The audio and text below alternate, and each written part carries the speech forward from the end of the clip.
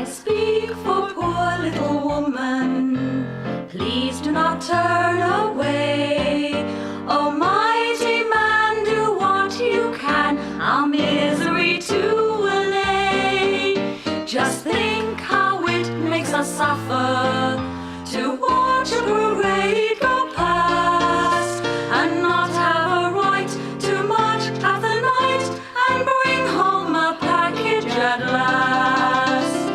You give us lovely pearls and strings, you buy us wings and other things. I've even heard of wealthy chaps who go as far as sable wraps, but when for ballots we insist, we'd rather not be hugged and kissed. The once a little household pet, I'm now a biting suffragette. Hello, and welcome to the exclusive viewing of our film, Passing the Torch, celebrating 100 years of HERstory. My name is Kristen Taylor, and along with co-executive producer Michelle Alberda, we are so excited for you to join us to honor the most significant milestone of our lifetime, the 100-year anniversary of the 19th Amendment. One logistical item before we dive in, please enter any comments or questions in the chat or comment section. We would love to hear your thoughts. This event has been 3 years in the making, with several turns along the way, and what has resulted is the creation of a beautiful short film showing the resilience of women. We hope this event this evening will inspire, educate, motivate, and possibly make you shed a tear. We aim to capture the 70+ year struggle to obtain the right to vote. But it wasn't only about the right to vote. Until that time, women could not own their own property, they could not keep their own pay, and they were not looked upon as individuals. The momentum from achieving the right to vote inspired trailblazing women of all races, ages, and circumstances to become a first. Our intention was to celebrate 100 women. We were able to fit 50 in the film, and the other 50 are celebrated on our Facebook page. Just as the suffragettes indirectly passed the torch to us, we want to make sure we keep the torch burning for the next generation. Our powerful group of women panelists and special guests tonight are just as passionate as we are about breaking down the barriers for all women. The Financial Women of San Francisco is also a first. Founded in 1956, FWSF is the first women's finance organization of its kind in the United States.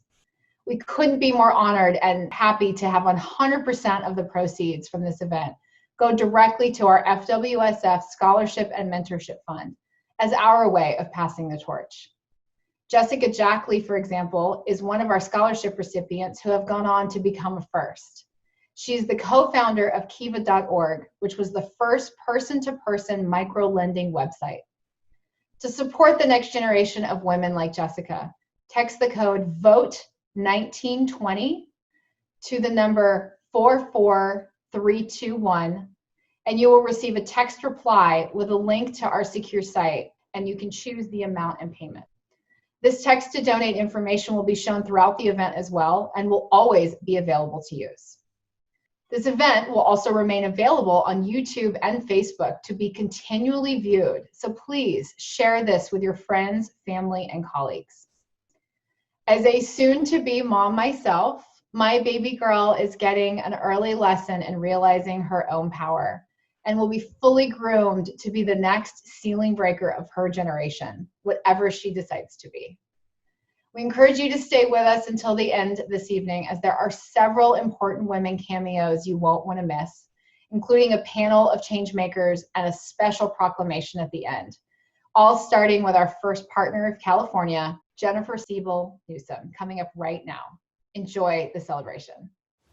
Hi everyone, I'm so thrilled to be here with all of you for this virtual celebration of a very important milestone, the 100th anniversary of the passing of the 19th Amendment. Now, for the past few years, it's been my honor to serve as a member of the National Women's Suffrage Centennial Commission, which was created to help oversee our national celebrations. Ironically, just as the Spanish flu nearly derailed the passing of women's suffrage back in 1918, the centennial celebrations that were planned all around the country have had to shift just a bit due to COVID-19. Yet, just like we showed back in 1918, nothing, not even a pandemic, can get in the way of a determined group of women. And that's why gatherings like this, to tell our stories, to commemorate our progress, and to champion the work that remains, are so important. The suffragists of over a century ago knew that women having political power would lead to better outcomes for an entire society. And now today, 100 years later, the proof is everywhere. Across the globe, research shows that when you empower women with equal access to education, economic opportunities, and decision-making, whole families and communities are lifted up. Across businesses, countless studies have shown that the more women you have in leadership, the greater the creativity, productivity, and the better the bottom line. And in government, the evidence points to the fact that women legislators sponsor more bills, pass more laws, send more money to their districts, and are more likely to introduce legislation that specifically helps women and children.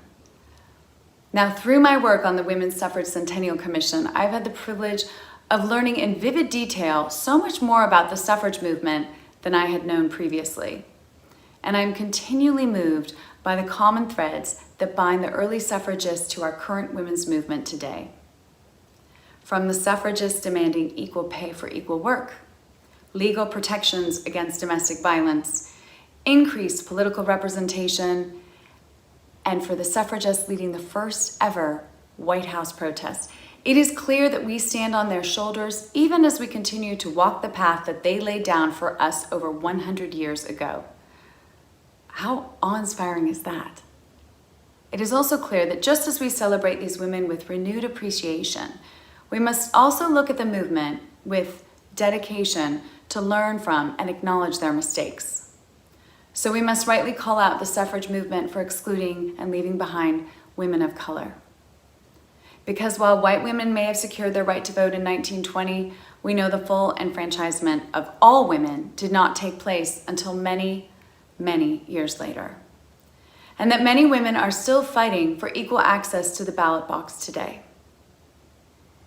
It is heartbreaking and painful to acknowledge and learn this history, but it does not and will not defeat us. Because today our women's movement has the opportunity to remember that our fates, the fates of white women, Black women, Latina women, Native women, Asian women, LGBTQ women, all women are intertwined. That if you are suffering, then I am suffering. That none of us are free until all of us are free.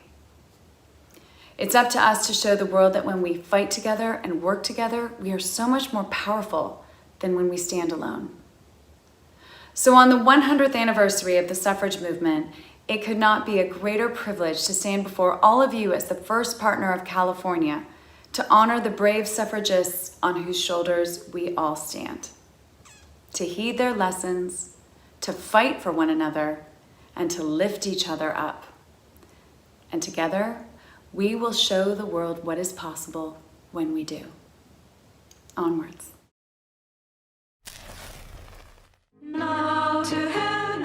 August 26, 2020 marks the 100th anniversary of women winning the right to vote.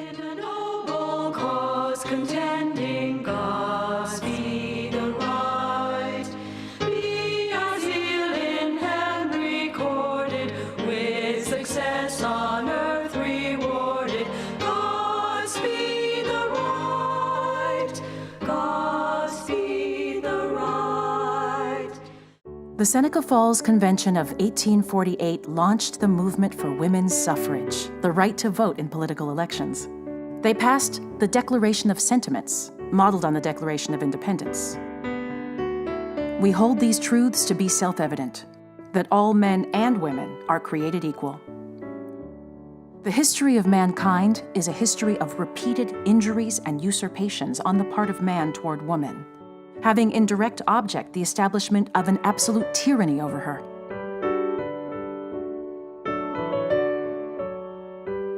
Many early suffrage leaders grew up with Iroquois neighbors. The suffrage movement was fueled by indigenous traditions of gender equality that go back 1,000 years. Abolition leaders like Frederick Douglass attended Seneca Falls and brought their experiences to the struggle. The suffrage movement faced powerful opposition Anti-suffrage editorials, lectures, and demonstrations met the activists everywhere they went. Cruel cartoons showed how terrified people were of a world where women dared to leave the domestic sphere. Susan B. Anthony and Elizabeth Cady Stanton fought for 50 years. Despite their efforts, at the time of their deaths, only 6 states allowed women to vote. But the torch could not be extinguished.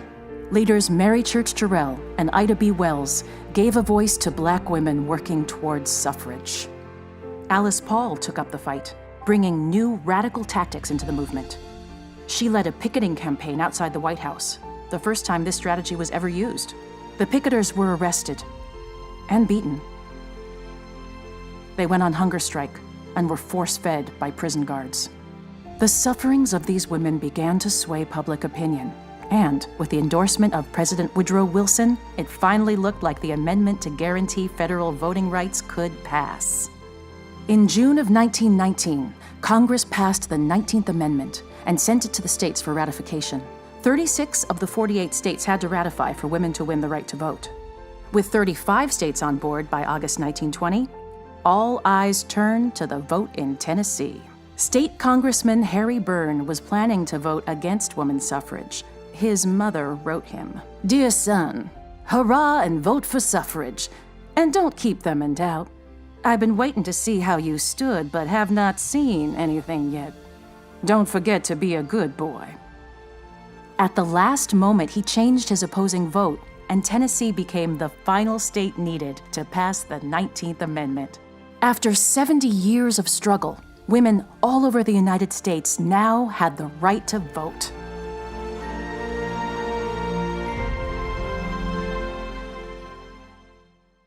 This victory was only the first step. It took 4 more years for Native Americans to win the right to vote, and many more till they could reliably vote in every state. Asian Americans were guaranteed voting rights more than 30 years later, in 1952. Across the South, Black voters were barred from voting by poll taxes, literacy tests, and intimidation until the 1965 Voting Rights Act. Winning the right to vote was only the beginning of the struggle. The suffragette leaders passed the torch to the next generation of trailblazing women who set their sights on the boardroom, the courts, universities, the military, Congress, and the White House. Representation at all levels of decision-making is necessary to ensure women share in the inalienable rights of life, liberty, and the pursuit of happiness. Women have kept the torch burning as they break barriers one by one.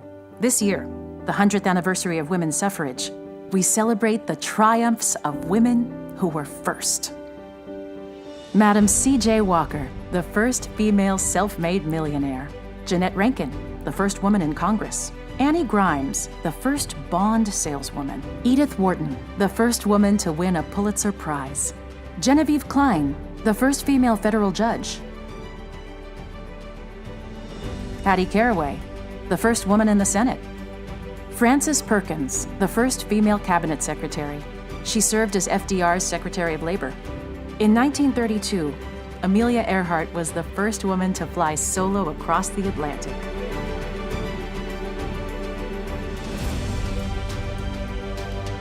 In the 1940s, women went to war as factory workers, baseball players, pilots, and combat nurses.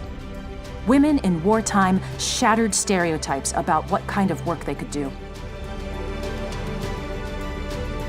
Marion Donovan patented the first disposable diaper. Jacqueline Cochran, the first woman to break the sound barrier, flying faster than any woman before. In 1959, Ella Fitzgerald was the first woman to win a Grammy. Patsy Mink, the first Asian woman in Congress. First woman to buy a seat on the New York Stock Exchange. First woman to run in the Boston Marathon. I'm going to finish this race on my hands and my knees if I have to, because nobody believes that I can do this. And suddenly I realize, if I don't finish this race, then everybody's going to believe women can't do it and that they don't deserve to be here and that they're incapable. Shirley Chisholm, the first Black woman in Congress. In 1972, she became the first Black candidate for president. I stand before you today as a candidate for the Democratic nomination for the presidency of the United States of America. Katharine Graham, the first female Fortune 500 CEO, led the Washington Post through the Watergate scandal. Barbara Jordan was the first, and still only, black female governor. First news anchor woman on national television. First woman to race at the Indy 500. The women's movement flared to new life in the 1960s and 70s. Women finally earned the right to take out a loan without a man's signature. Activists fought for commercially available contraceptives and a ban on pregnancy discrimination so that women could finally control their own bodies.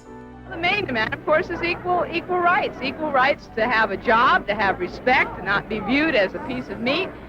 Equal rights to get into graduate programs, to get into schools, to training programs. We're the bottom third of the employment in terms of pay. We represent, nonetheless, 34% of the workforce, yet we're the first to be laid off and the last to be hired. There aren't frivolous demands at all. We just want what men have had all these years. Sandra Day O'Connor, the first woman appointed to the Supreme Court. First American woman in space. First woman inducted into the Rock and Roll Hall of Fame. Oprah Winfrey, the first black woman to host a nationally syndicated talk show. She now leads a media empire and is the first black female billionaire. I'm Oprah Winfrey, and welcome to the very first National Oprah Winfrey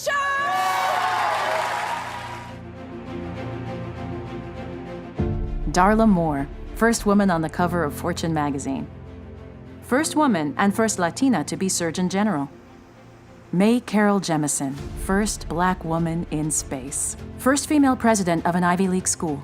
First woman to serve as a U.S. Attorney General. First woman to win the James Beard Award for Outstanding Chef in America.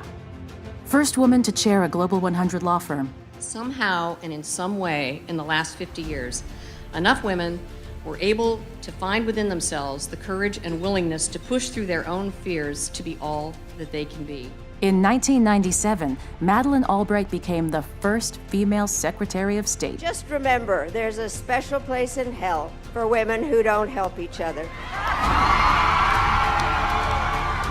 Nancy Pelosi, first female Speaker of the House, the most senior position in the federal government to be achieved by a woman. First Republican woman and first black woman to be Secretary of State. First female 4-star Army general. First female NBA coach. The Supreme Court now includes 3 female justices: Ruth Bader Ginsburg, Sonia Sotomayor, and Elena Kagan. But Ginsburg is aiming higher. There will be enough female justices on the Supreme Court when there are... You know what the answer is. When there are 9, of course. Hillary Clinton, the first woman to win a major party nomination and the first to win the popular vote for president. Ursula Burns, first and only black woman to lead an S&P 500 company. First and only woman to win the Oscar for Best Director. First female chair of the Federal Reserve. First woman to join the Blue Angels. The founder of Spanx, Sarah Blakely, the youngest female self-made billionaire, and the first woman to join the Gates-Buffett Giving Pledge. First female CEO of a major car company. First female tech billionaire. First female referee for the NFL. First female CEO of a major U.S. oil company. First visibly pregnant woman to appear on the cover of a business magazine. First female president of the New York Stock Exchange. First Native American women in Congress. First Muslim women in Congress.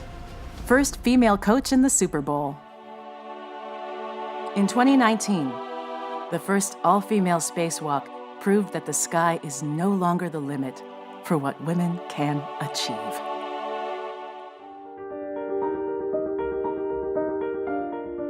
Recent laws have increased women's representation in corporate leadership. When women gain wealth and power, they influence change. Women in finance.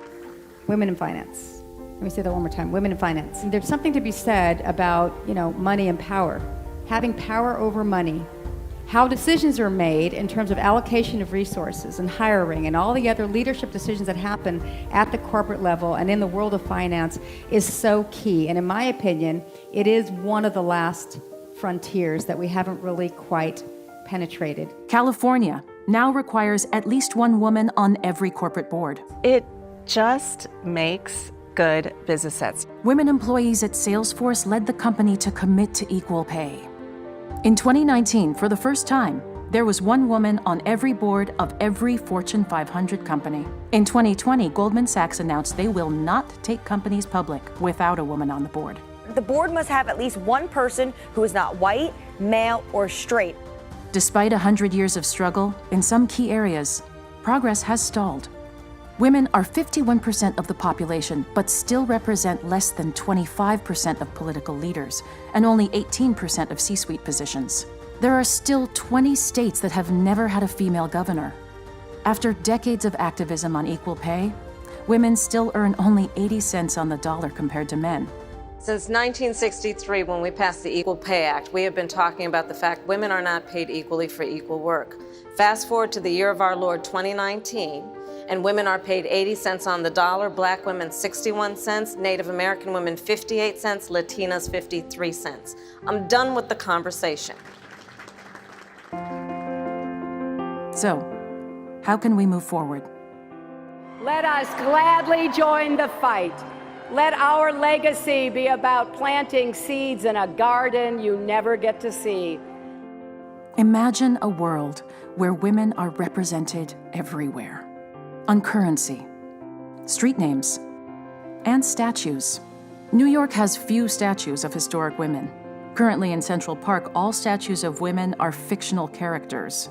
Finally, this year, a new statue will be unveiled of Elizabeth Cady Stanton, Susan B. Anthony, and Sojourner Truth. The first woman to create 3 hit shows with more than 100 episodes each, Shonda Rhimes is now one of the most powerful executives in television. Think of them. Heads up, eyes on their target, running, full speed, gravity be damned, towards the thick layer of glass that is the ceiling. Running, full speed, and crashing. How many women had to hit that glass before the first crack appeared? So that when it was my turn to run, it didn't even look like glass anymore. The wind was already whistling through it. I always could feel it on my face, and I could pick my spot and call my target and run. And when I finally hit that ceiling, I think it just exploded into dust. My sisters who went before me had already handled it. No cuts, no bruises, no bleeding. Making it through the glass ceiling to the other side was simply a matter of running on the path created by every other woman's footprints. You can help the torch keep burning. Urge your company to pay women equally. Support women candidates. Invest in female-led companies. Give women visibility. Share your story. And take the time to mentor a young woman. The Financial Women of San Francisco, the first association of its kind in the country, was founded in 1956 to advance equality for women in finance. Through mentoring and scholarships, they help develop the next generation of women who will be first.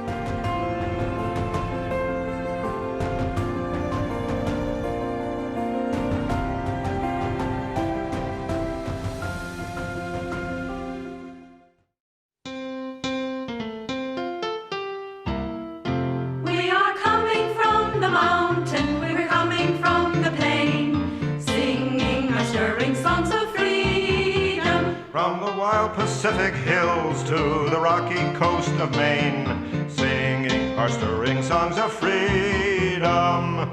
Freedom forever, hurrah, yes, hurrah. We'll all sing together, beneath the stripes and stars, and we'll rally for the right. Yes, we'll rally once again, singing our stirring songs of freedom. They have heard us in the east, they have heard us in the west, singing our blessed songs of freedom. And we'll make the echoes ring in the land we love the best, singing our stirring songs of freedom. Justice forever.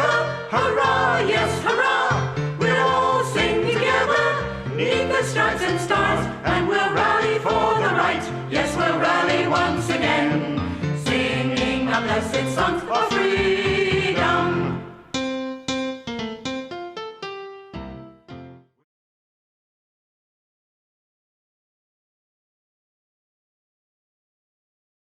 Finance is one of the last crucial frontiers that women have yet to penetrate.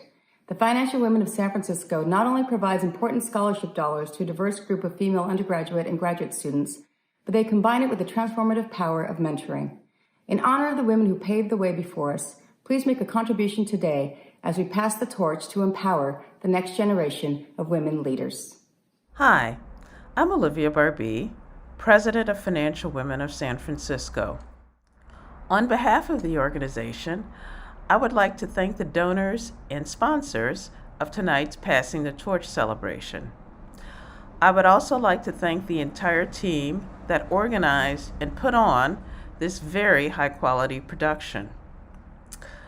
Now, 2020 has been a difficult year for all of us, and we're not through it yet. But I do think it's important to pause and celebrate our accomplishments. That includes our personal accomplishments. I think back to a scared and insecure, but nonetheless ambitious and bold 19-year-old who came from a working class background and a public school education, got on a plane in South Florida, and traveled to San Jose to become a freshman at Stanford University. Talk about a culture shock. One that I was able to fight my way through, but a journey that could have been much easier if I'd had a sympathetic mentor to help guide me. That's why the work that we do at Financial Women of San Francisco is so important. One of our flagship programs is our scholarship program. As part of that program, we give $15,000 to graduate students and $10,000 to undergraduate students.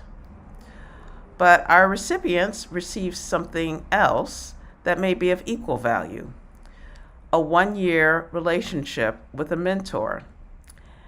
And in some cases, mentors and mentees form bonds that last well beyond that one-year period, all with the goal of helping more women achieve their own firsts.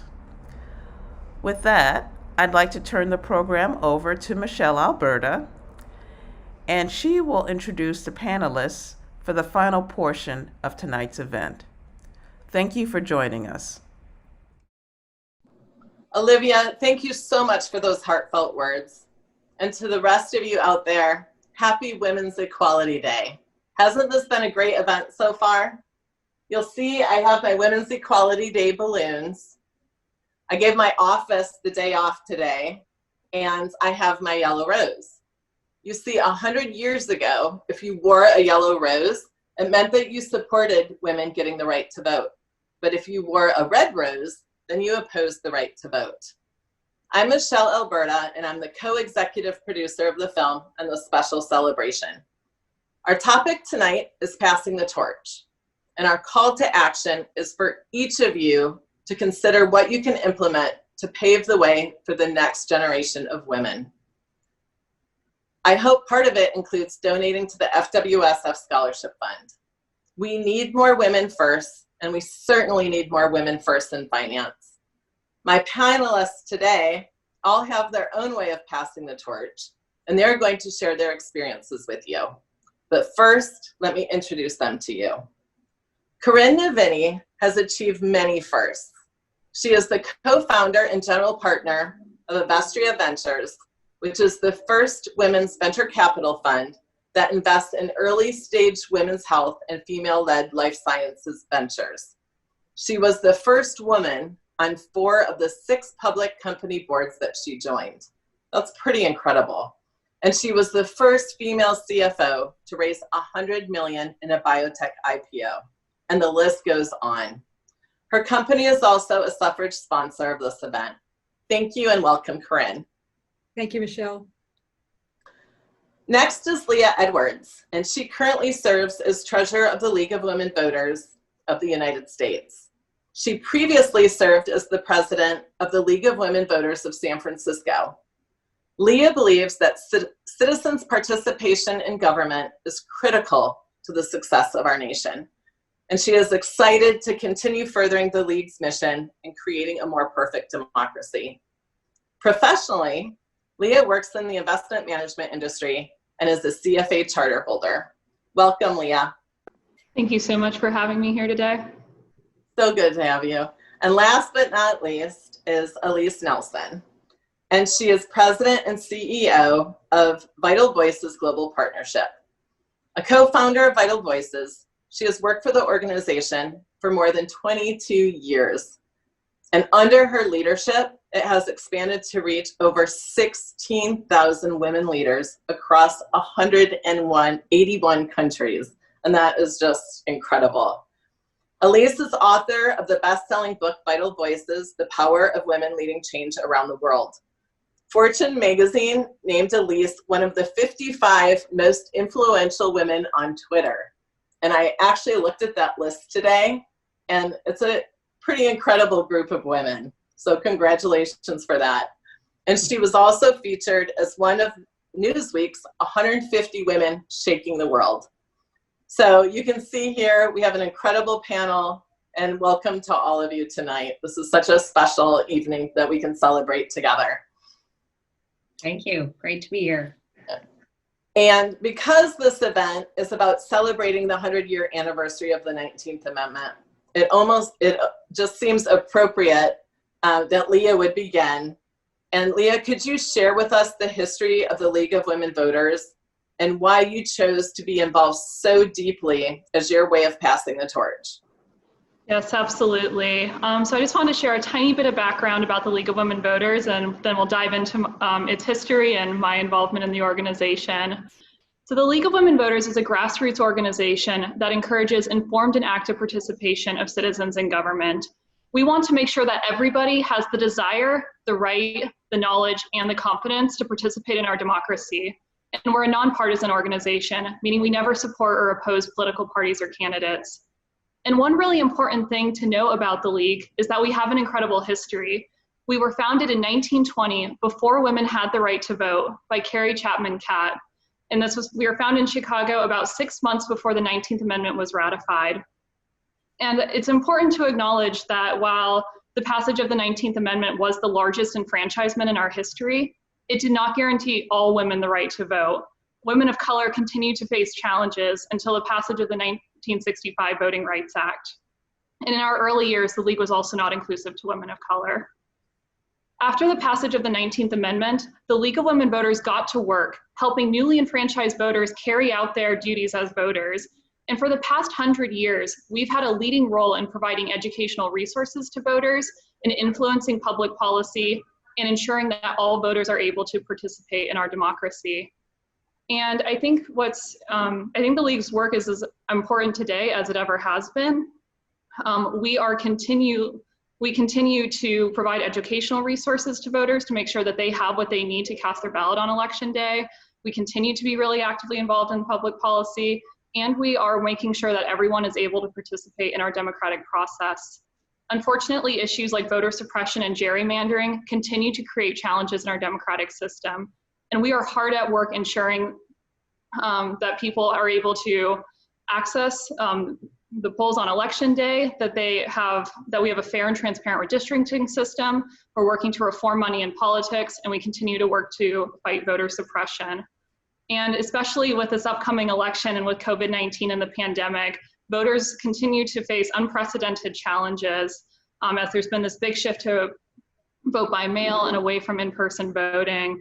And so this is creating additional complexities for voters, and the League is busy taking action across the country to ensure that there is safe in-person voting options and vote by mail options.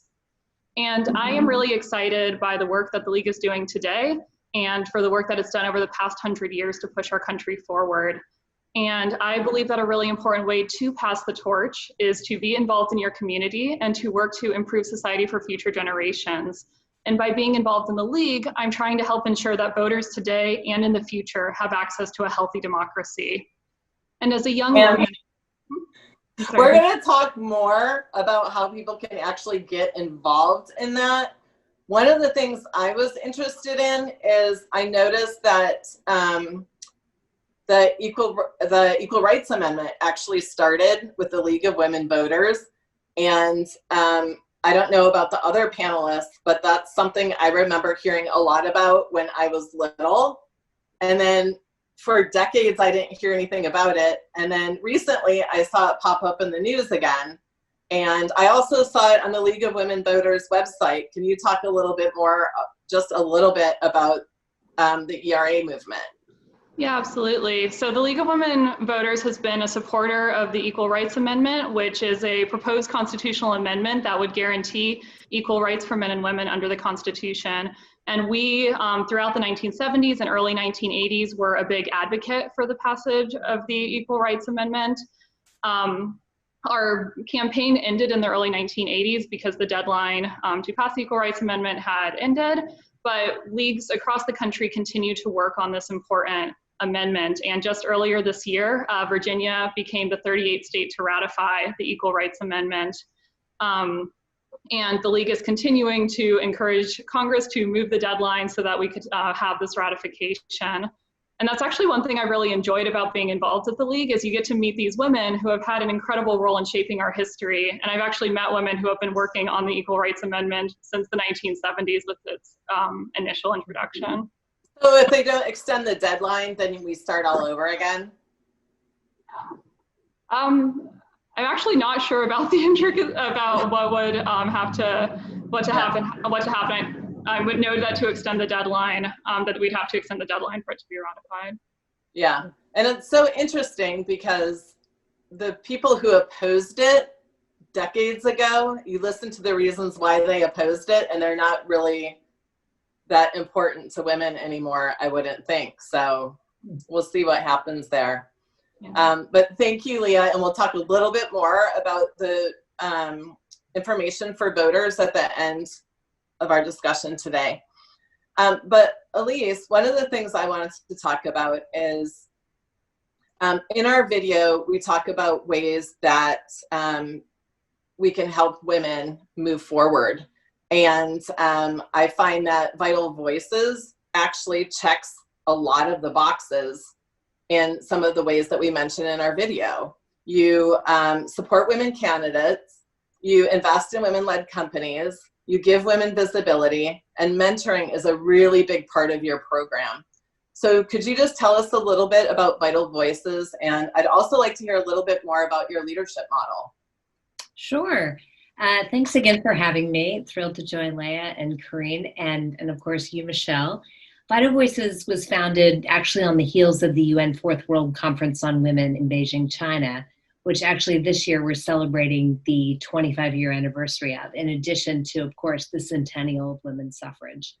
And I think what's really exciting is that when we started, we had very little research, very little data that showed that investing in women, particularly women leaders, was a smart investment. But now today we've got research, we have data, and so that makes our job a lot easier. It's also a reason why we've been able to grow to serve actually now 18,000 women across 182 countries globally. And what we do is we really search the world for women who have a daring vision for change. She could be working to end child marriage in a rural village in Africa. She could be in a bustling city, running for mayor of her community. She could be a businesswoman who is also a biologist and coming up with ways to utilize her business to stem climate change around the world. And I think what we typically do is we provide each woman with really a tailored support, deep investment. So we think of ourselves very much as venture catalysts. We support these leaders with the bold vision and help them to take that vision to scale. We provide them with mentoring, as you said, training, a network of their peers, which they always talk about as critical. Certainly a huge network of people that they can call upon to support their work. We provide them with financial investments, visibility, and credibility for their work. And our leadership model really emerged because what we began to see across all these countries around the world is that even as we were serving different women, like I said, the chief in Malawi who's working to end child marriage, or a woman in India who's working to end human trafficking, or a graffiti artist in Brazil who's using graffiti to stop violence against women, or a peace activist in Northern Ireland, there were these commonalities in the way that they were leading change. And as we began to pull those out, we identified that there were these 5 practices that all of them were employing. And it really came from, I think, a place that their motivation for leadership came from a personal experience. They saw something, they didn't think it was right, and they decided to stand up. And I think that is, to me, the most important part of leadership, is that if your leadership comes from that very pure place, right? That place where you're motivated to wrong a right, or right a wrong, sorry. Then, you know, it's coming from this very authentic place. And we believe that driving force is the most critical element of leadership, and having that mission and vision for purpose. Second trait that we've seen, or practice as we call them, is really to have deep roots in the community, really understand the people that you're leading, having great empathy and compassion. And of course, we've seen the leaders who are tackling, you know, COVID and are really able to get their countries back to work and school. They're mostly led by women. And mostly you'll see when they look at, you know, how successful they've been, it's because they've been empathetic, they've been compassionate, and they've collaborated. And that's the third practice of our leadership model. This idea of crossing lines that divide, collaborating with people who maybe you don't agree with on every topic, but you find that commonality, right? Yeah. You know, so often it's about building that trust behind closed doors, putting your ego aside, which, you know, we've seen some leaders who don't do that very well. The fourth area or practice of our leadership model is around bold ideas and bold action. I think a lot of times women think, well, I have this idea for making change in my community, but it's never been done before. So maybe it's not going to work. Maybe it's not right. Well, actually, maybe it's the very answer. And so we invest in women who are using those sort of out of the box, crazy ideas to solve, you know, those enduring challenges. And then the last practice of our leadership model is really around paying it forward. We believe so strongly that true leaders use their power, their platform, their voice to empower and give voice to others. And so again and again, I've seen that these 5 practices are really what drives women and what is really their true north in the way that they lead. And it all makes so much sense, doesn't it? You would think it would be more obvious, right? And it is obvious, but yet it's pretty breakthrough. Exactly. So thank you for sharing that. And Corinne, similarly, you've been able to combine your financial experience and expertise through your venture capital firm. And one of the things that we talk about in our video is about investing in female-led companies. And obviously that's something that you're really passionate about. So first of all, a lot of people don't understand what venture capital is. So could you explain that? And then could you explain a little bit more about, you know, what you're doing in your own personal business? Well, thank you again, Michelle, for having us all here today. It's such a great thing that you guys have all put together here, and so important for us to celebrate our ancestors and who paved the way. And hopefully all of us are paving the way as well, which is so important. But, you know, venture capital is the term of venture capital has really blurred over the last several years, because historically venture capital really was the first capital that came into a private company to get it off the ground. And it was private money that came usually from institutions, endowment funds, foundations, high net worth individuals. And now the venture world has broadened to include angel investors, seed capital, very early stage money that doesn't necessarily have the institutional backing behind it and can still be considered venture capital because it's the very first money that comes into a private company. Okay. And so why did you specifically decide to invest in women-led companies and women's health companies? So again, great question. When I first decided to become a venture capitalist, that was a decade ago, and I joined a couple business school classmates, and we said, you know, we want to be venture capitalists, but where do we start? We don't have a track record. How are we going to do this? So we decided to use our own money, and we decided to invest entirely in women-owned companies. And we learned a lot along the way. And one of the most important facts that we learned very early on was that hardly any venture money was going to women-owned businesses. There are a lot of reasons for that, but I think actually, as we continue to see that only 3% of all venture capital goes to women-founded firms, and 11% of total capital goes to firms that have at least one woman on the management team. It's just an extraordinarily small amount of money, but a lot of the reason is because women aren't that familiar with venture capital, and they haven't been exposed to it. They don't know that much about it. They don't know that that's a resource for them. And while 40% of all private companies in this country are owned and run by women, women don't really know the first thing about venture capital. So we went out very boldly at the beginning and just decided we were going to try to empower women, enable them to realize their dreams by investing in them. And it's just been an extraordinary journey. It also must be kind of an unfair competitive advantage because you have access to like so many probably great companies that nobody else is going after, right? So you have the pick of the litter. Absolutely. So a year ago, we decided to narrow our focus. So when we first started our focus, we called it Life Q, anything that improves the quality of life. So clean, green, health, fitness, and education. And we realized that was actually way too broad. So we decided we had an extraordinary success in one of our women's health companies. And so we decided to focus our attention into women's health. And that has just, opened a whole new window and white space for us. And within the year of us starting this firm, we've looked at over 260 companies, either focused on women's health or life sciences companies run by women. And we've only been able to invest in 8. Yeah. So because I also imagine that there's not a lot of focus of, if most of the money is with the men, that they're not probably looking at women's health companies because they probably don't really understand it as much, right? Right. It's definitely out of their comfort zone. Yeah. At least. And actually the money that we've raised so far, about 80% of it has come from women investors. Interesting. Okay, and I know we're going to talk about that a little bit later, so we'll talk about that. But thank you so much for your input on that. Yeah, that's very interesting.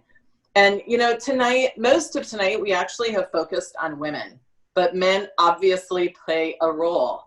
We needed men to vote for us to have the right to vote.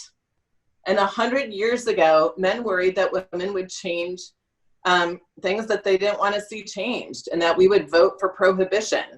And liquor companies even went so far as to give men free alcohol on voting days so that they would vote against suffrage for women.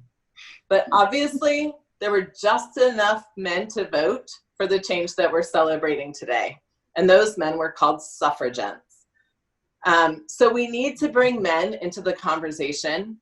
And we talked about it in the video. The women at Salesforce went to the CEO and talked to him to review the pay gap. And they actually, did that. So we need to bring men into the conversation, but a lot of us are not very good at that. So Alyse, I know that a lot of your women leaders, that's one of the things that has been so impressive over the years, is to see how these women leaders have been able to talk to the men and get them involved in the conversation and get them to like make some pretty incredibly big cultural changes. Yeah. And what do you attribute that to? Like, have you trained them to do that? Or is that just their own innate leadership that's caused them to be able to talk the right way? Like, what are your thoughts about that? I think it's a mix. I mean, certainly one of the biggest things that we do is tell successful stories of women's leadership so that other women can self-identify. So a woman that you've met who Vital Voices works with, Kenya and Taya, convinced her father that she needed to be the first to go to college. And he and the rest of the community enabled that to happen. And then she came back and she built the first ever girls' school. And when I went there to help her break ground, a whole group of men, said, well, I'm her father, I'm her brother. Like all the men in the village had a connection to her. And I asked her one time, because one of the things that no girls went to school, they were always taken out at once they had their first menstruation, they'd be taken out, they'd be married, they'd go through the practice of female genital mutilation, they'd have their first baby, and that was the end. And I always wondered, how is it that she was able to convince these men to keep their daughters in school with the school that she had built, but not only that, also not get married early because they had to sign an agreement in order to send their daughters to that school. And also, in addition to that, not go through the practice of female genital mutilation. Now, these things are like cultural. Yeah. I mean, they are deeply entrenched, right? And she really understood that men would be critical to changing that culture, changing that behavior. We face the same thing here in the United States, right? We have all kinds of great laws on the books, although we don't have the Equal Rights Amendment. That is absolutely true. But if we don't have behavioral change, we don't see change. And so one of the things that I asked her one time, I said, how did you convince the men to do this? And she said, they look at me and they want their daughters to be like me. They want their daughters to achieve things for the community, to come back and build schools after they go to the United States for college. And she's from a small village, Nusayan, which is in the Masai Mara in Kenya. But I mean, we are big believers, in partnership and allyship with men. Another great woman we work with in Pakistan talks about how there is this silent majority of men. So the majority of men, if you think about it, are in favor of girls going to school. They are in favor of ending violence against women. They would like to see women have economic opportunities. They're not holding women back, but they're also at the same time not actively working to push women forward. And so how do we get to that silent majority? Yeah. The majority of men who believe, of course, women are equal. Maybe they even think that, right? That's the tipping point. But how do you get them to actively engage? Yeah. And that's one of the things that we really work on, is to invite them in. If we think about what's going on right now in the United States around racial justice, we know, and I think the great wake-up call for so many people is that if white men and women do not engage, we will never achieve racial justice. Black men and women will continue to be persecuted. And I think it's very similar when we think about men and men's role in helping women to achieve greater rights and opportunities, and certainly to ending violence against women. And we actually have an award each year that we give called our Voices of Solidarity Award, and we have a council as well. But it goes to men across different sectors, across different ages, who are stepping up and really using their power and platform and, quite frankly, their male privilege to stop violence against women. Yeah. Thank you for that. That's great input. And Corinne, you had mentioned in our conversation that we needed to bring men into the conversation. And obviously with you working on boards that are, largely male, how do you work that? Well, it's definitely getting better. So, the women's voices are definitely being heard more and more.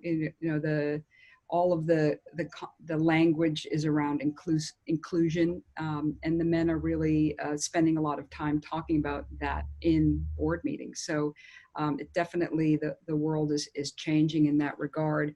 And I would just echo what Alyse is saying around, you know, men who have daughters are very, very much big advocates for women's empowerment, but also all men love their mothers, you know, and I think that, you know, men generally, I mean, I think that women often in the business setting don't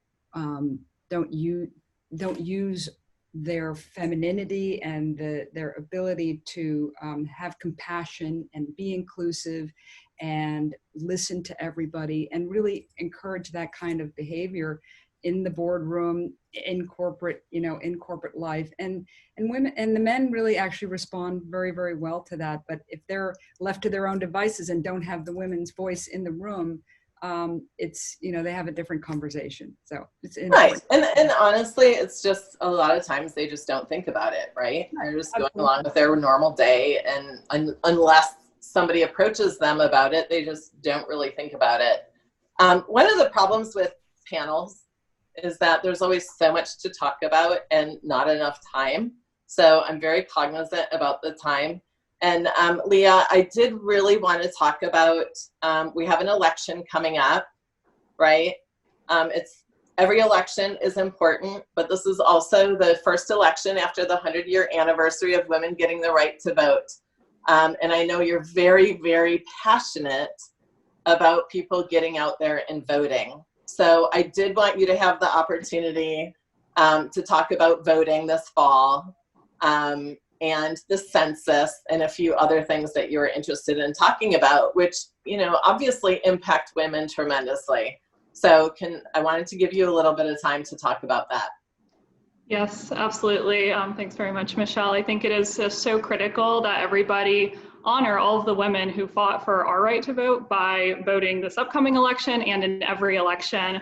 I think that you know, presidential elections are very exciting, but it's important to remember just how much change is also happening at the local level, and that it's important to vote in presidential elections, but it's also important to vote in every elections, including municipal ones. And there's a plug that I want to make for a great resource that the League of Women Voters puts out. It's a website called Vote 411, and you can go online. You can type in your address and it gives you information about what's on your ballot. You can register to vote. You can find out information about your polling place. And so I know that when you're voting, there's a lot of information, and especially I know in San Francisco, we tend to have a lot of ballot propositions and things like that. So that's one great resource you can use. In California, we also have a great resource called Voter's Edge. So for folks located in California, that's votersedge.org. Another site supported by the League of Women Voters, where you can type in your address and get information about what's on your ballot. I also think it's important to remind people that this is an especially important year because it's a census year. So the census is critically important. If you have not filled it out already, please go. You can fill it out online. It takes under 10 minutes. It's super easy. And the census is what directs how billions of dollars in federal funding are allocated to our communities. And so it does make a difference. It's not just, you know, counting for the sake of counting. It has a really big impact on our community. And so that's another really great way to participate in our democracy this election. And it's a great way to just voice, right? You want to be represented. You want to be heard. You want your community to get your allotment of money, right? Absolutely. Just like voting, you don't have to share all of your deep personal information either. You can just give very high level information, correct? Yes, it's high level, it's super quick. I think it took me only a couple of minutes to fill out. And it's just just like voting is an important way to be heard, filling out the census is an important way to be heard. And I think it's just, you know, it says 2020 is a really important year. It's an important year for women. It's an important year for this election. It's an important year for the census. Thank you. I wanted to make sure I gave you your platform to get that out there because it is so important. And we only have a couple of minutes left, so I wanted to make sure I asked my last question, which is, what is your hope for women for the next 100 years? And we'll start with Corinne. Well, I think one of the reasons that I'm so excited about what you're doing is the idea of financial equality. And I think that women historically haven't had enough access to decision-making around finances. And I think that's going to change. It's already starting to change. I think we're at the very beginning of this next 100 years, but women are going to inherit more wealth. We live longer. We make up 51% of the population. So my vision is that once we're on equal footing when it comes to finances, it's going to be a very interesting and wonderful world. 100% agree. Thank you. And Alyse, how about you?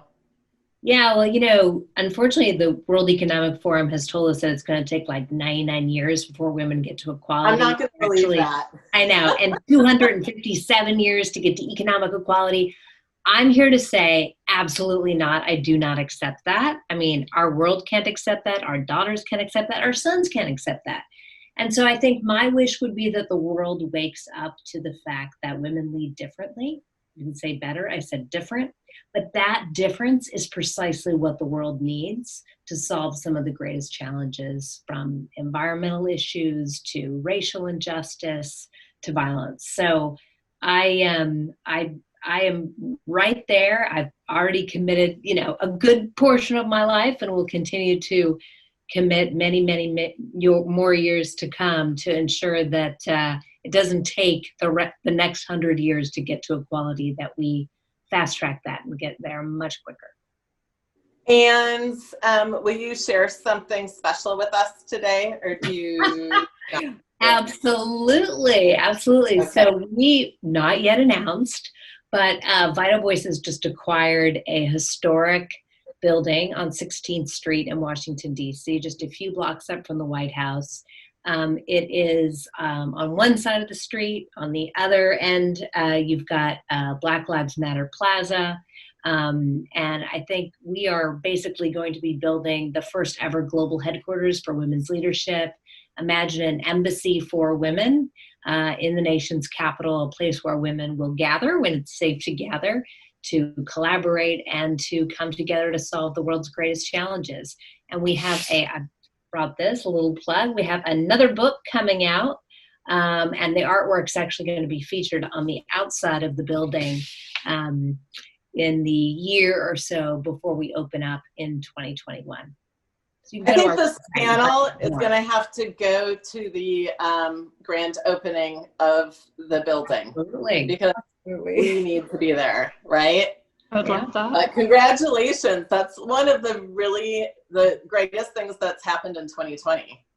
And thank you for your great support, by the way. Of course. And Leah, what is your hope for the next 100 years for women? I am hoping that women reach equal representation, not just only in our country, but in governments globally. Hopefully it doesn't take 100 years. As Lisa said, we can't wait that long, so hopefully it happens a lot faster. But I had, a couple of years ago, I had the pleasure of being a delegate at the UN Commission on the Status of Women on behalf of the League of Women Voters. And unfortunately, I can't remember who said it, but one of the speakers, one of the ambassadors there said that equal representation for women should be a birthright in our government. We are half the population, we have a representative government in many parts of the world, and as part of our birthright, we should be half of the representatives. And so that's something that stuck with me, and I hope that we achieve that in my lifetime. I think we'll do that. Okay. Well, I'm so sorry to say that our time is up, and I'm grateful that all of you were here to join us today for this very special celebration. And let's keep going until it's raining glass. And now, a final word from the mayor of Oakland, California. In recognition of Women's Equality Day in the city of Oakland. Whereas 1 century ago, with boundless courage and relentless commitment, dedicated women who had marched, advocated, and organized for the right to cast a vote finally saw their efforts rewarded on August 26th, 1920, when the 19th Amendment was certified and the right to vote was secured. And whereas in the decades that followed, the women of the United States have united to assure that these rights and privileges are available to all citizens equally. Whereas the women of the United States have designated August 26, 2020, the centennial anniversary of the certification of the 19th Amendment, which culminated a 75-year non-violent campaign to extend the right to vote to women as a symbol of the continued fight for equal rights. And whereas the women of the United States are to be commended and supported in their organizations and activities. And whereas I, Libby Schaaf, Mayor of the City of Oakland, California, hereby honor the bold, brave, and powerful women who fought for the certification of the 19th Amendment, this successful, historic effort by courageous and resolute citizens of all races and origins, dedicated to the ideal of true democracy, is cause for celebration, education, and promotion of this triumph. The City of Oakland recognizes the accomplishments that so many women fought so hard to achieve and commit ourselves to tackling the challenges that remain and expanding opportunity for all people. And now, therefore, be it proclaimed that August 26th, 2020 is Women's Equality Day in the City of Oakland.